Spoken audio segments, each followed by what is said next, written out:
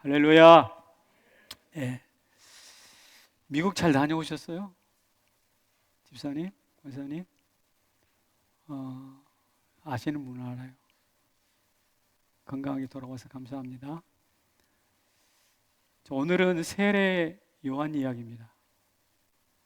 세례 요한 여러분 잘 아시죠? 그러나 다시 한번 세례 요한에 대해서 말씀을 좀 나누려고 합니다.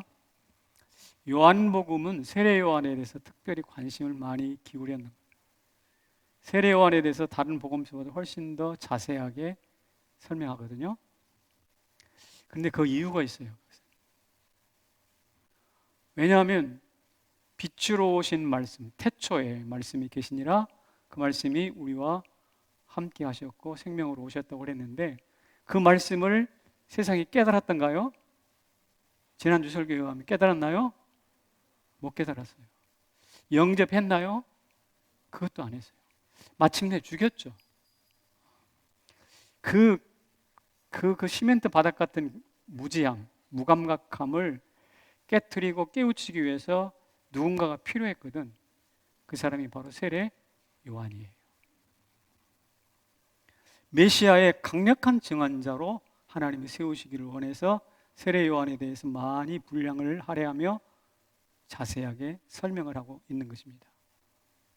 그런데 태초의 말씀을 알아보지 못했던 사람들은 여전히 예수님에 대한 관심보다는 세례 요한에 대하여 관심이 더 많아. 그래서 사람을 보내가지고 이렇게 묻습니다. 읽어볼까요? 시작. 유대인들이 예루살렘에서 대사장들과 레인들을 보내 내가 누구냐? 내가 누구냐? 너 누구야? 이런 뜻이요. 세상에서 가장 두렵고 떨리는 질문이 뭐냐라고 묻는다면 너 누구냐? 이 질문이라고 생각합니다. 여러분들 어떤지 모르겠어요.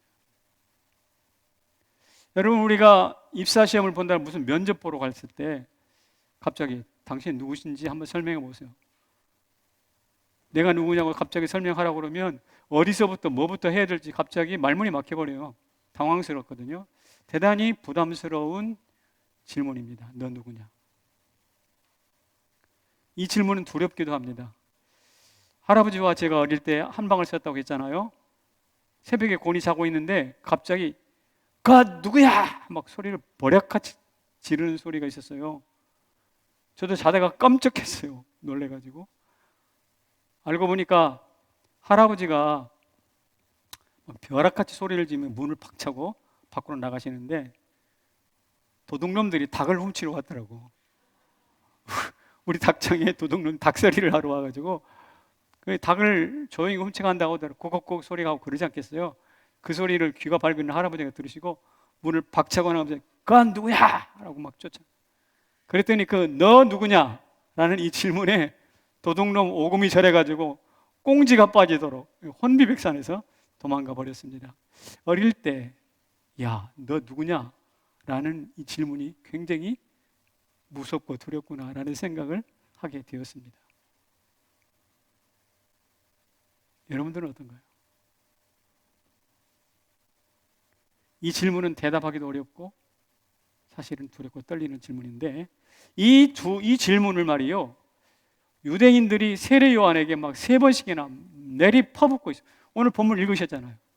읽어보면 19절, 21절, 22절에 3번씩이나 너 누구냐? 너 누구냐? 너는 너를 누구라 하느냐? 막 이렇게 마치 융단 폭격을 하듯이 쏟아붓고 있습니다. 그런데 세례 요한은 이 질문에 한치 흔들림이 없습니다. 요약하면 나는 그리스도가 아닙니다. 너무나 든든하죠. 그래서 오늘은 이 성경이 말하는 요한, 세례 요한은 누군가라는 것을 조금 더 살펴보겠습니다. 같이 읽어볼까요? 시작. 세례 요한 그가 궁금하다. 궁금하세요? 다 아는 거 뭐. 목사님 또 그러시네요. 한번 들어가 봅시다. 제가 볼 때 세례 요한에게는 3가지의 뚜렷함이 있었어요. 뚜렷한 그 무엇인가가 있었어요. 3가지. 첫째는 뭐냐면 뚜렷한 정체성을 가지고 있는 사람이에요. 요한은 사람들에게 큰 주목을 받았다고 하지 않았어요? 마태복음이라든지 읽어보면 수많은 사람들이 인산회를 이루면서 세례받으러 몰려왔거든요. 그런데 그는 어릴 때부터 광야에 나갔고 광야에서 메뚜기와 석청을 먹으면서 수도사적인 삶을 살았어요. 예수님은 어떻게 되는가? 어릴 때부터 대패질하고 목수로 살았거든요. 이런 측면에서 본다면 나실인적 영적 거룩함을 생명처럼 여겼던 세례 요한과 예수님 비교가 안 돼요. 예수님의 이력서는 초라하지만 세례 요한 이력서는 화려했다 이 말입니다. 이 화려한 이력을 가지고 있는 세례 요한이 예수님에게 이렇게 말합니다. 시작. 나는 그의 신발끈을 풀기도 감당하지 못하겠노라. 예수님 신발끈 풀어주는 것도 저한테는 감당하기 어렵습니다. 그 당시 신발끈 풀어주고 묶어주고 하는 것은 누가 하는가? 노예가 하는 거예요. 노예의 몫이에요. 그런데 세례 요한이 이 화려한 이력과 경력을 가지고 있는 이 세례 요한이 나는 노예가 하는 일마저도 나한테 부족합니다 라고 하면서 자기를 최대한 겸양하여 낮추는 거죠. 그러면서 요한복음 3장 30절에 보면 이렇게 이야기합니다. 시작. 그는 흥하여야 하겠고 나는 쇠하여야 하리라. 이거 아무나 할 수 있는 이야기가 아니거든요. 대단히 깊은 자기 비움이 있지 않으면 할 수 없는 이야기예요. 주인공이 아니라 2인자로 뒤에 서본 사람, 빛이 아니라 그림자와 같은 존재를 절묘하게 표현한 내용이에요. 심지어 세례 요한은 자신을 향하여 무엇라고 말하냐면 광야에서 외치는 자의 소리다. 소리는 인격체가 아니잖아요. 그죠? 근데 인격체도 아닌 나는 저 막대기입니다 라고 하는 것과 같은 뜻인데, 여러분 소리가 뭘까요? 소리의 속성은 들리기는 하지만 볼 수는 없는 거잖아요. 들리지만 보이지 않는 것입니다. 뭔가 중요한 결함이 있나요? 또 하나, 들렸는가 하면 즉시 사라지는 거예요. 이게 소리입니다. 그렇죠? 지금 제 목소리가 들렸다 여러분 귓전을 울린 순간 사라지잖아요. 그래서 자신은 있는 듯 없는 듯 하면서 예수님만 드러나게 하는 존재가 바로 광야의 소리입니다. 자신을 극도로 낮추는 거죠. 이렇게 자기 자신이 광야의 소리라는 뚜렷한 정체성을 가진 세례 요한이야말로 겸손의 모델이 아닐 수가 없습니다. 오카는 목사님은 이런 세례 요한을 이렇게 이야기했어요. 무엇을 아는 사람? 분수를 아는 사람. 세상 살다 보면 눈꼴 사놓은 사람 있죠. 그런 사람 대체로 어떤 사람일까요? 분수를 모르고 날뛰는 사람이잖아요. 살아봐서 알아요. 여기서 분수는 무엇을 의미할까요? 로마서 12장 3절에 보면 마땅히 생각할 그 이상의 생각을 품지 않는 것이 분수를 아는 거예요. 어린아이가 히말라야 등반을 꿈꾸나요? 아니요. 꿈꾸지 않아요. 자기 분수에 맞지 않으니까. 또한 믿음의 분량대로 지혜롭게 생각하라 라는 말씀이 나와 있잖아요.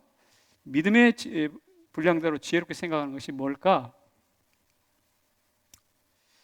유명한 윌리엄 버클레이라는 주석가가 있는데 그분이 주석책을 쓰면서 자기가 알고 있는 스펜스 목사라는 분의 이야기를 꺼냅니다. 그 내용은 이런 거예요. 이 스펜스 목사는 연세가 좀 지긋하신 분이신데 성실하게 목회에 열중하셨던 분이세요.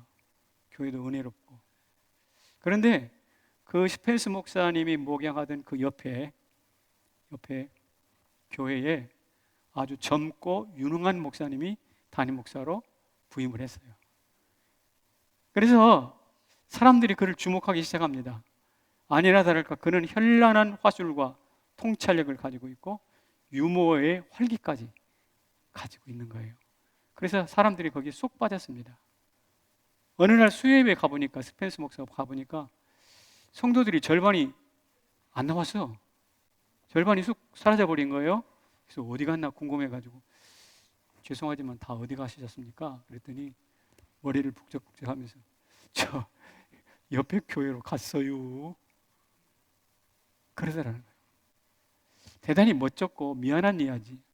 바로 그때 스펜스 목사님 골똘히 생각하다가 이렇게 말씀하십니다.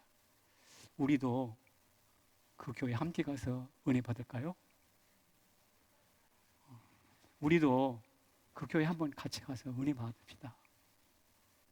대단히 참 베테랑이라고 하면 베테랑일 수 있는 자기 자신의 목회에 체면 다 내려놓고 젊고 아직은 뭔지 잘 모르는 날뛰는 목사와 같은 사람 앞에 가서 은혜 받자고 그러는 것이죠.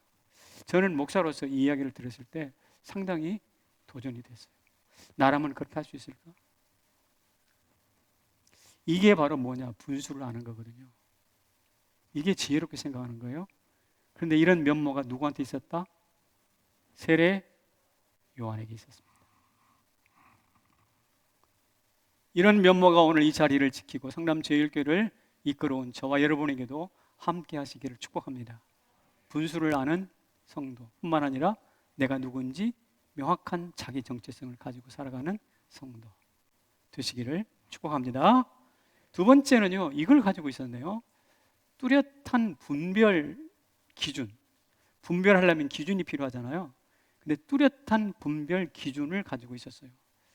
어떻게 할 수 있느냐면 세례 요한이기 때문에 이런 말처럼 세례를 베푸지 않았겠어요? 근데 그가 세례를 베푸는 이유는 두 가지가 있어요. 여러분, 세례 요한이 세례 베푼 이유를 한번 생각해 보신 적이 있나요? 우리는 그냥 세례 요한이니까 세례 베풀겠다라고 지나왔는데 두 가지 이유가 있습니다. 첫째는 회개를 촉구하는 세례예요.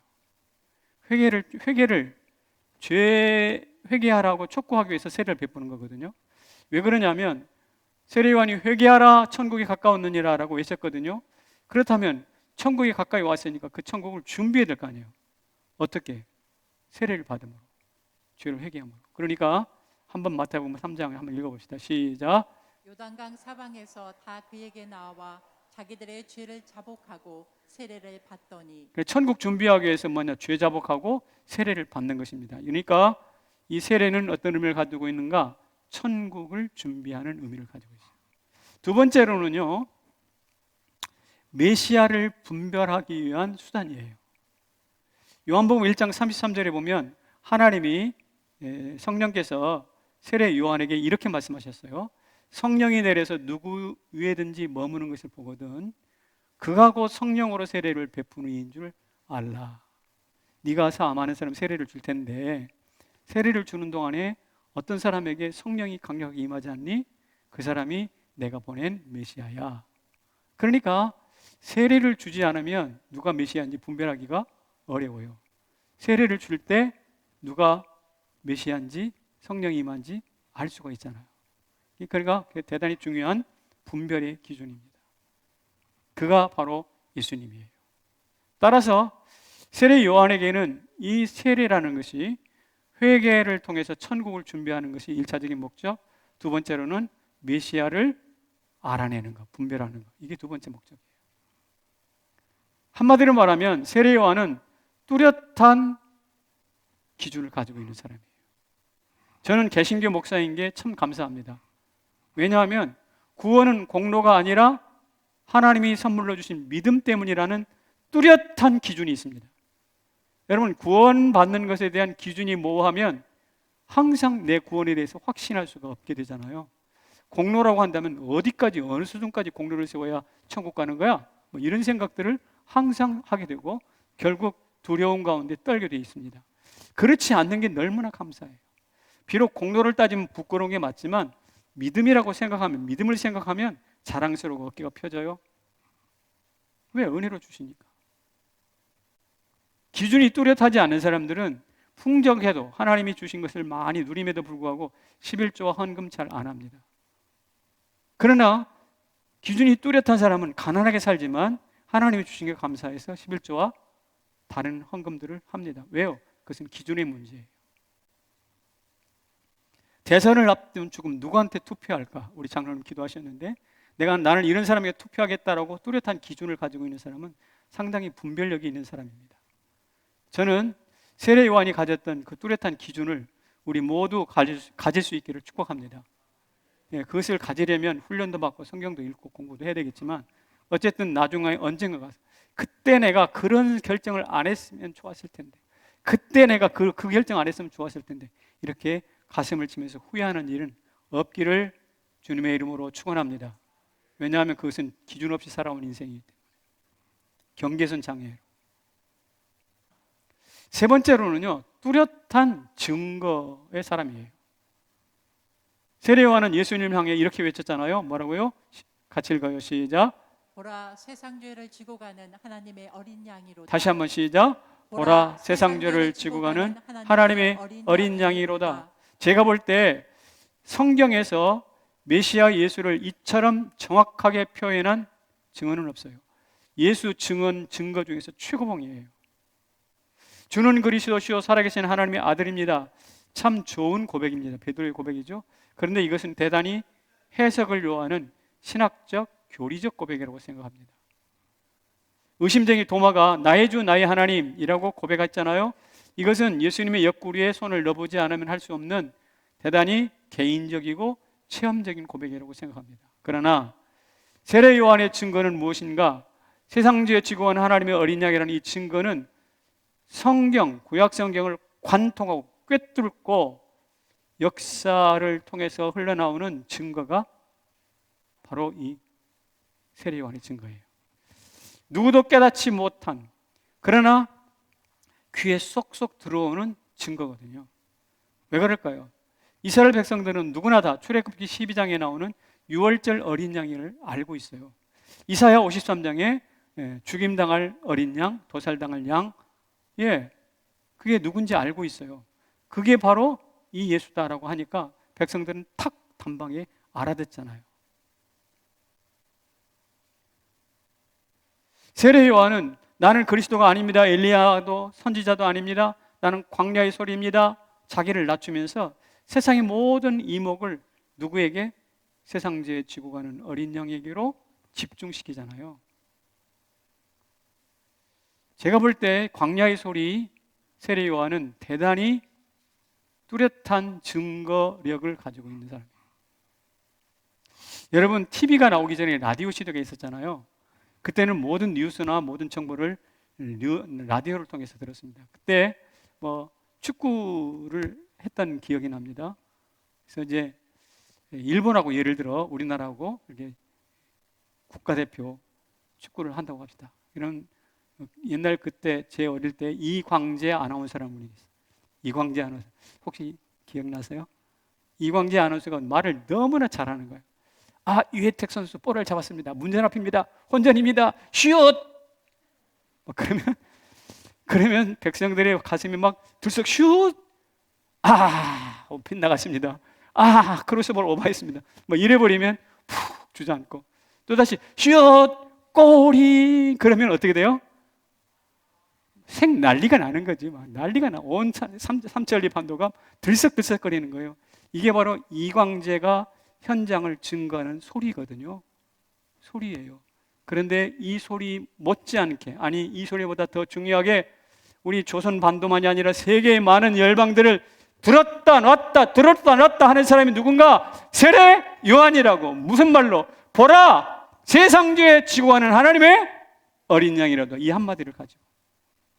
이 한마디 때문에 오늘도 사람들이 구원을 받고 있는 것이죠. 그런데 이렇게 뚜렷한 정체성도 있고 기준도 가지고 있고 탁월한 증거력도 가지고 있는 세례 요한이 참 멋지고 행복한 삶을 살았으면 얼마나 좋겠어요. 그런데 그가 살았던 삶은 이런 삶이었어요. 무슨 결말? 슬픈 결말을 향하여 뚜벅뚜벅 걸어가는 사람이 누군가? 세례 요한입니다.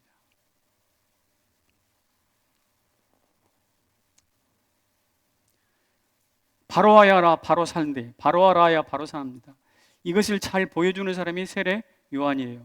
세례 요한은요, 정체성과 분별 기준과 증언을 통해서 하나님이 주신 임무를 100% 완수한 사람이에요. 어떤 의미에서 요한만큼 자신을 바로 알고 예수를 바로 알던 사람 없고, 그렇게 아는 대로 뚜렷하게 살았던 사람이 세례 요한인데, 문제는 그가 걸어갔던 인생이 비참했다는 이 말이에요. 죽음을 부르는 슬픈 종말을 향하여서 걸어가고 있었다는 거예요. 그가 얼마나 어떻게 슬픈 인생인지, 왜 슬픈 인생인지를 소개해 드릴게요. 첫째는 자기가 길렀던, 애지중지 길렀던 제자들이 다 떠나버립니다. 요한복음 1장 35절에 한 목소리로 한번 읽겠습니다. 시작. 요한이 자기 제자 중 두 사람과 함께 섰다가 예수께서 거니심을 보고 말하되 보라 하나님의 어린 양이로다. 두 제자가 그의 말을 듣고 예수를 따르거늘. 요한이 자기 제자 둘 데리고 나갔는데 마침 예수님이 계시는 거예요. 하나님의 어린 양이구나 했더니 여태껏 자기를 따라왔던 두 제자가 자기를 버리고 예수님 따라 휙 가버리는 거예요. 여러분이 오늘 괜찮겠어? 그 중에 한 사람이 안드레거든요. 애지중지 길렀던 제자들이 자기를 배신하고 떠나갈 때 얼마나 마음이 아플까요? 대단히 충격을 받았을 것 같아요. 제자들이 떠나갑니다. 인생의 한 축이 무너지는 것 같아요. 또 하나, 그걸로 끝나는 게 아니에요. 자기를 수만하게 따라왔던 군중들이 있었잖아요. 군중들이 다 또 떠나가네. 같이 한번 읽습니다. 요한복음 3장 시작. 선생님이 증언하시더니가 세례를 베풀매 사람이 다 그에게로 가더이다. 여기서 선생님은 세례 요한입니다. 선생님이 증언하시더니, 거기까지는 예수님이에요. 예수님이 세례를 베풀매 사람들이 다 그걸로 간다는 거예요. 그러니까 예수님께로 제자들도 떠나가고 자기를 따랐던 수많은 사람들, 군중들도 떠나가는 거예요. 예? 가고 또 가는 거예요. 스펜스 목사가 성도들이 절반 갔는데 또 가고 또 가는 거예요. 이런 일들이 계속 마지막에 어떻게 됐어요? 홀로 남지 않겠어요? 이것을 세상 사람들은 몰락이라고 합니다. 추락이라고 합니다. 그런데 세례 요한은 이것을 당연한 것으로 받아들여요. 뭐라고 말하면서? 그는 흥하여야 하겠고 나는 쇠하여야 하리라. 너무나 멋져요. 그런데 슬퍼요. 너무나 멋져요. 너무나 가슴 아파요. 근데 거기서 끝나지 않습니다. 한 걸음 더 나가서 칼에 죽습니다. 요한복음 3장 아니요, 마태복음 14장인데요. 시작. 요한의 목을 베어 그 머리를 소반에 얹어서 그 소녀에게 주니. 요한의 목을 베었답니다. 소반에 얹었답니다. 그리고 소녀에게 줬답니다. 그 소녀가 누굴까요? 헤로디아의 딸입니다. 헤로디아가 헤롯과 시분해지던 시동생 정도 될 건데, 이 헤롯이 결혼합니다. 그래서 잔치를 열었는데 그 잔치에서 헤로디아의 딸이 춤을 예쁘게 추었나 보죠. 소녀죠. 헤롯이 기분이 좋아가지고 너 뭐 해줄까? 이 아이의 입에서 나오는 독설을 보세요. 세례요한의 목을 잘라서 소반에 얹어가지고 주세요.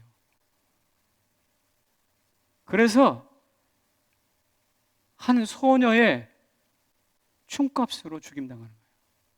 여러분의 목숨이 어느 한 소녀의 춤값 정도, 일회용 출연료 정도라고 한다면 얼마나 비참합니까? 허무한 결말이에요. 근데 세례 요한은 그것마저 수용하는 거예요. 받아들이고 순순히 목을 내민다. 바라기는 저 삼손처럼 비록 지금까지는 헛방 인생을 살았지만 마지막으로 이번만 나를 힘있게 하사, 이번만 나로 강하게 하사, 그러면서 막 기둥을 확 잡아당기니까 건물이 무너져가지고 3,000명이라도 수많은 사람들이 죽임을 당했잖아요. 그처럼 마지막으로 막 용사처럼 그렇게 세례 요한이 죽었다면 얼마나 좋겠어요. 얼마나 좋겠냐고. 장렬한 전사 아닙니까? 그런데 초라하게 어느 한 소녀의 춤값으로 죽어? 비참합니다. 생각해 보시라고요. 피가 낭자한 채 소반 위에 눈이 부릅뜨고 눈에 흰자만 나와 있는 그 흉측한 세례 요한의 얼굴을 생각해 보시라고요. 저게 저 위대했던 선지자의 종말인가? 하나님은 지금 뭐 하신가? 비탄의 눈물이 터지고야 말 것입니다. 여러분, 정말 우리도 어떨 때는 하나님 너무하시다 이런 생각이 있잖아요. 우리도 너무 하나님, 저는 좀 잘 좀 해보려고 하는데 왜 이렇게 어려움이 있나요? 그럴 때가 많이 있거든요. 그리고 우리가 자신을 한참 나는 뭐만 또 못하는 손톱 밑에 때만큼도 못한 존재야 이런 식으로 자기를 비하하잖아요. 그런데 제자들 떠나가고 군중들 떠나가고 춤값으로 목숨을 바쳐버린 이 세례 요한에 대하여 예수님이 뭐라고 했는가가 중요하잖아요. 한번 읽어봅시다. 예수님이 이렇게 말씀하세요. 시작. 내가 말하노니 여자가 낳은 자 중에 세례 요한보다 큰 이가 일어남이 없도다. 이 말은 역사 이래 세례 요한보다 큰 자가 없다는 것입니다. 유대인 방식으로 산다면 유대인들에게는 모세가 굉장히 중요하잖아요. 아브라함도 굉장히 중요하잖아요. 모세와 아브라함보다 더 큰 자가 누구라고? 세례 요한이라는 거예요. 민족의 조상 아브라함보다 더 큰 존재가 세례 요한이고 이스라엘 백성들을 저 홍해에서 건져낸 모세보다 세례 요한이 더 큰 존재라는 거예요.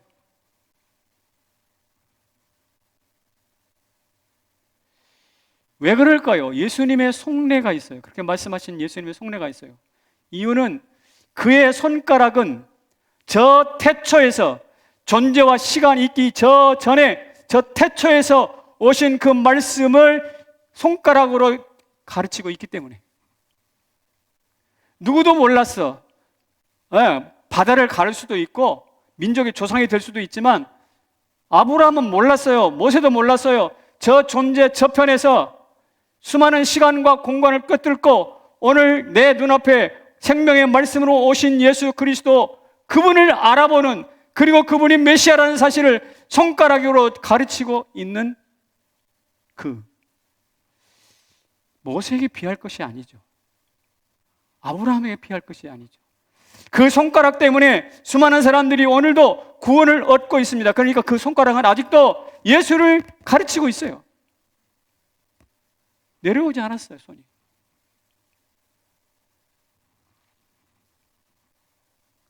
아무리 배가 좋아도 나침판이 없으면 고철에 불과합니다.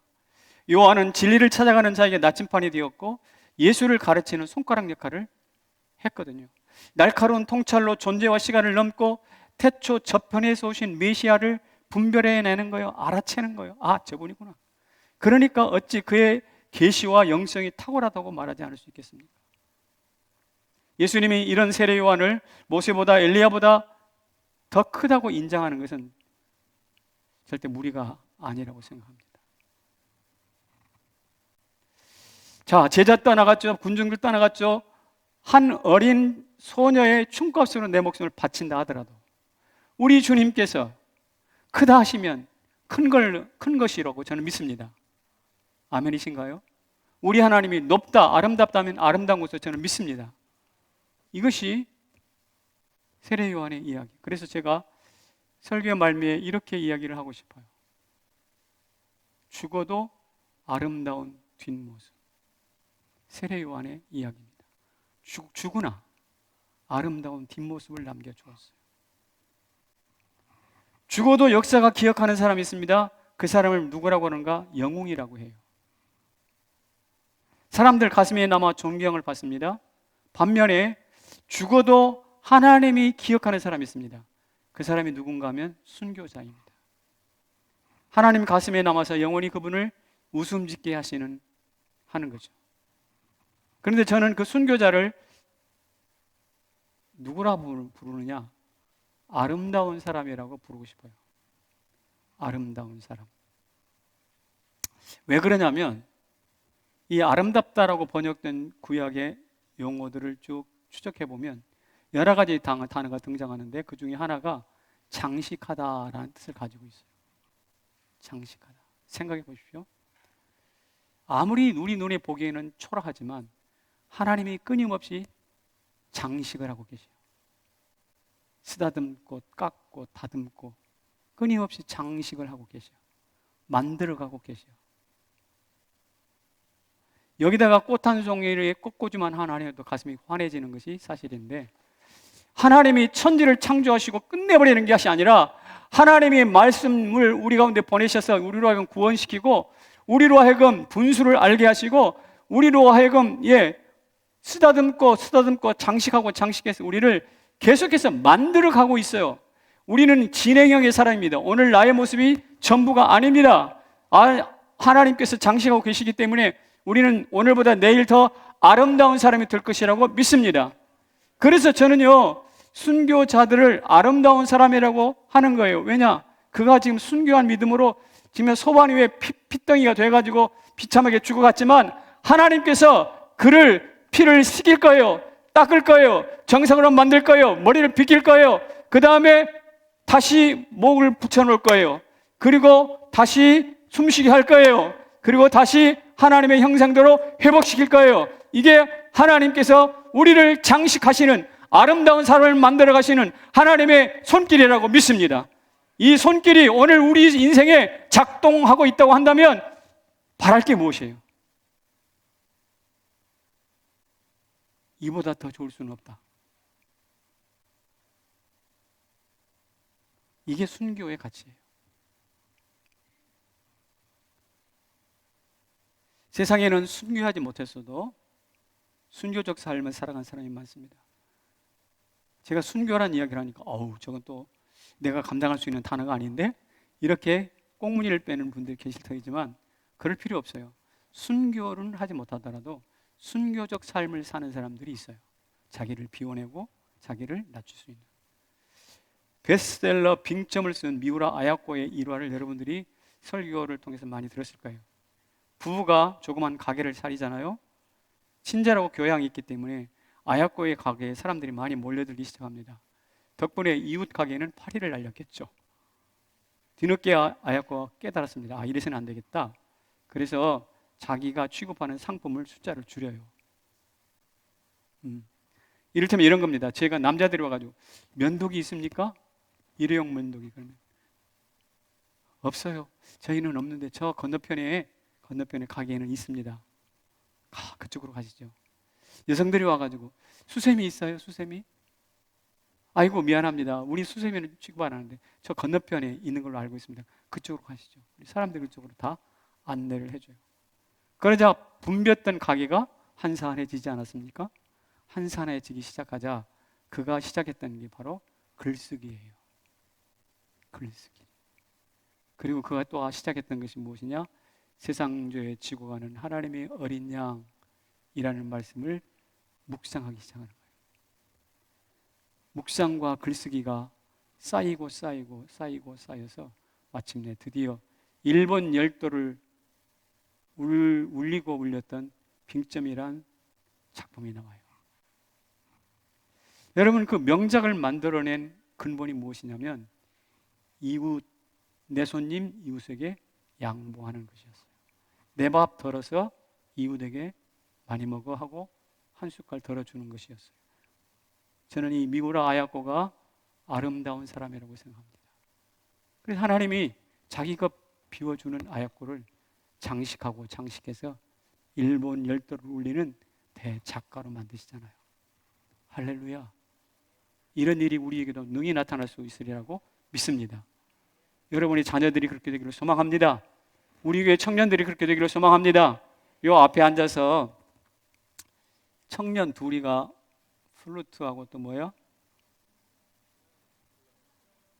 클라리넷을 불고 있는데 나는 저 둘에게 하나님이 이 은혜, 하나님이 장식하시는 은혜가 있기를 축복합니다. 그런데 이 아름다움을 원한다고 주는 게 아니라 이 아름다움의 원천은 무엇이냐면요, 고통입니다. 그래서 자기를 비워내는 고통이거든요. 한번 읽어봅시다. 시작. 아름다움과 고통은 쌍태야. 쌍둥이다 이 말이에요. 아름다움이 있는 곳에는 꼭 고통이 있어요. 고통이 있는 곳에는 꼭 아름다움이 있어요. 아름다운 연꽃이 진흙수렁에서 자라나듯이 아름다운 사람은 고난의 들에서 역시 자라나는 겁니다. 제가 이 말씀을 묵상하면서 참 가슴에 와닿는 시 한 편을 만났습니다. 제목이 뭐냐면 고두름 겨울꽃이라는 시인데 이 고두름의 입장에서 쓴 시거든요. 한번 읽어봅시다. 읽어보는데 우리가 읽으면 그 맛을 잘 몰라. 그러니까 나레이터이신 우리 권사님 한번 찬찬히 읽어주시겠습니다. 거꾸로 매달려 키우는 저것이 꿈이건 사랑이건 한 번은 땅에 닿아보겠다는 뜨거운 몸짓인데 물도 뜻을 품으면 날이 선다는 것, 때로는 추락이 비상이라는 것, 누군가의 땅이 누군가에겐 하늘이라는 것, 겨울에 태어나야 눈부신 생명도 있다는 것, 거꾸로 피어나는 저것이 겨울꽃이라는 것. 한번 자막을 보세요. 거꾸로 매달려 있어요. 그래서 자기 몸집을 키웁니다. 근데 그 키우는 목적이 뭐냐면 내가 언젠가는 저 땅에 닿을 거야. 흔히 하는 말로 땅에 닿기 위해서 애를 쓰고 있어요. 그런데 그 물이잖아요, 고드름이. 근데 물도 뜻을 품으면 날이 산다는 거예요. 칼처럼 날이 설 수 있다는 거예요. 저는 저 대목이 참 마음에 와닿아요. 우리 맹물 인생 같아요, 우리. 근데 추운 겨울에 뜻을 세우잖아? 기준을 세우잖아? 어떻게 되는가? 날선 검처럼 된다는 거죠. 다음, 때로는 추락이 비상이라는 것. 고드름은 자랄수록 추락하잖아요. 그런데 그 추락이 비상이라는 것. 고드름은 땅이 곧 뭐가 되는가? 하늘이라는 것. 우리는 하늘로 올라가는데 고드름은 내려가를 계속 하거든. 그리고 봄에는 녹아버려 겨울에 태어나야 눈부실 수 있어. 봄에는 아무런 꽃이 없어. 그러나 겨울에 유일하게 피는 꽃, 동백이 아니라 고드름꽃. 이런 이야기입니다. 추운 겨울에 태어나 눈부신 고드름, 거꾸로 서서 추락을 비상이라고 생각하는 고드름, 뜻을 품어서 나를 세우며 처박힐 땅을 하늘이라고 생각하는 고드름, 너무나 멋진 모습이에요. 우리의 통념과 상식을 깨트리잖아요. 겨울꽃은 한번 읽어봐요. 시작. 겨울꽃 고드름은 거꾸로 핀다. 거꾸로 피다 보니 언젠가는 땅에 처박히겠죠. 그러나 이것은 우리에게 무엇을 말하는가? 인생은 뒤집어 살아보지 않겠니? 인생을 뒤집어 생각해 보지 않겠니? 라는 거예요.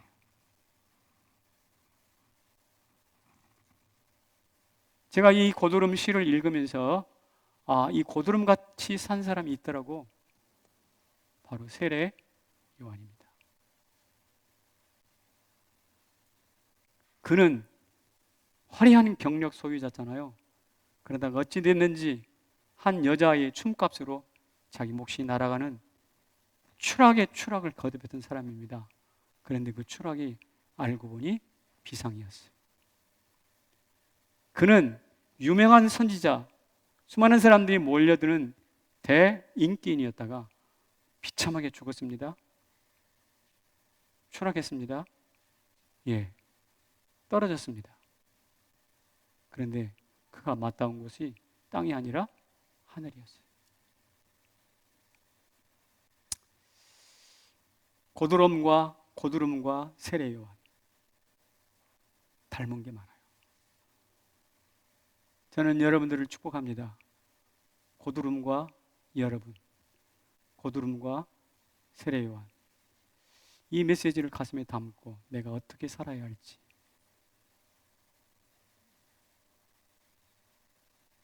이 말씀을 깊이 묵상해서 내 것으로 삶는다면 아마 여러분들은 큰 인물이 될 거예요. 큰 자가 될 거예요. 하나님의 큰 일이 여러분 안에 분명히 일어나고 말 것입니다. 그런 은혜가 있기를 주의 이름으로 축원합니다. 자리에서 일어납시다. 내 마음의 주를 향한 사랑이